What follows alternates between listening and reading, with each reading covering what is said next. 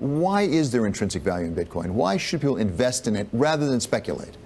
Well, we think that Bitcoin is like gold 2.0. So whatever the reasons, your reasons for investing in gold, whether it's scarce, durability, portability, fungibility, we think that Bitcoin matches or beats gold across the board in all of those categories. It's actually not scarce, it's fixed.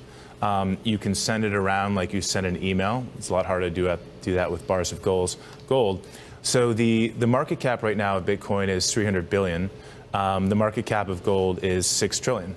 We think that Bitcoin disrupts gold. We've been saying this since the market cap was 1 billion in Bitcoin. We're 300 times more correct today, and we think that there's a chance we'll be 20 times more correct from here on out. Is there any reason to believe that, in fact, people are selling gold and buying Bitcoin?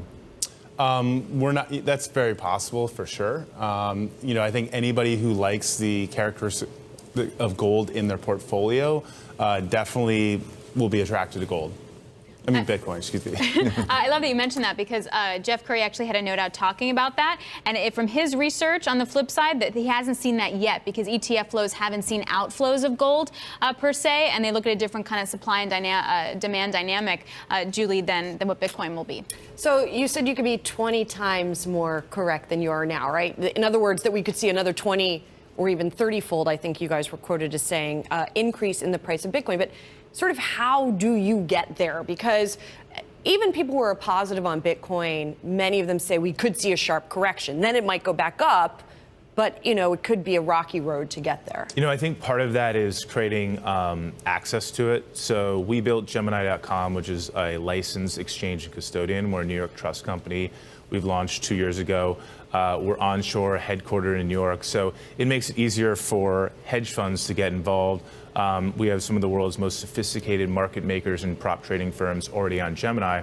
Sort of phase 2 of that is creating a futures contract, which we've done with the SIBO, a Bitcoin futures contract that's cash settled, which allows institutions that are already trading up in Chicago exchanges to get exposure to Bitcoin with cash and then settle out in cash. So they don't actually have to touch or feel Bitcoin, and they get the exposure to it. And I think the next phase to that would be something like an ETP ETF product.